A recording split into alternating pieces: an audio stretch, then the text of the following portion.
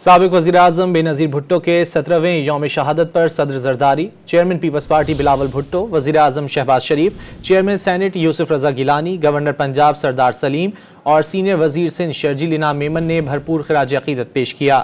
اپنے پیغام میں صدر مملکت آصف علی زرداری نے بے نظیر بھٹو کو امید، استقامت، جمہوریت اور انصاف کے اصولوں سے غیر متزلزل وابستگی کا پیکر قرار دیا۔